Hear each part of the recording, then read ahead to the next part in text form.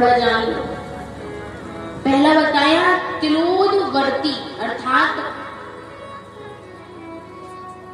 जो तिल होते हैं ना, उनको जल में डालकर भिगो लो। अब महाराज ये तो ग्राम है, तो सिल तो सबके घर में होगी, सिल जिससे मसाला भी पीसा जाता है और भी कई चीजें पीसी जाती हैं। तो पीस करके 3 भागों में विभाजित किया जाता है, 3 भागों में रखा जाता है, बांटा जाता है। पहला भाग मस्तक से गले तक, कंठ तक लगाया जाता है स्नान करने के पश्चात। दूसरा भाग महाराज नाभि से कमर तक लगाया जाता है, तीसरा भाग पैरों में लगाया जाता है।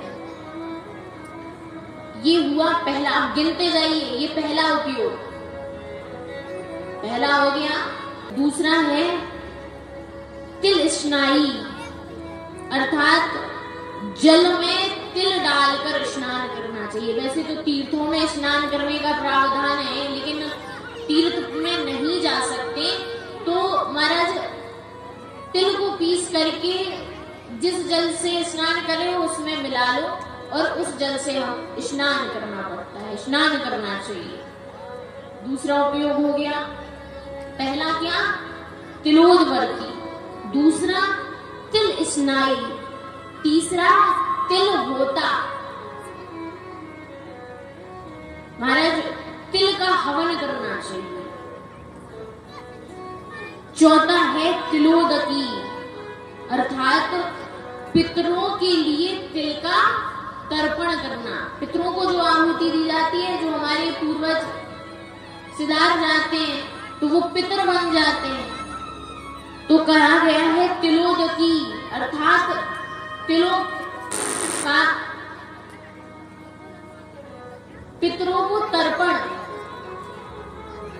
पहला क्या था? तिलोदवर्ती, दूसरा तिल स्नाई, तीसरा तिल होता, चौथा तिलोदकी, पांचवा है तिलोभो, अर्थात तिल को ग्रहण करना, तिल से बनी वस्तु को ग्रहण करना। अब आप कहोगे बताओ दीदी, एकादशी में अन्न नहीं खाया जाता और तिल तो अन्न में आते हैं, लेकिन महाराज इस एकादशी का नाम शततिला है, और जो एकादशी है उनमें तिल को ग्राह्य नहीं है, तिल नहीं खा सकते, तिल नहीं ग्रहण कर सकते, परंतु इस एकादशी का नाम ही है शततिला। तो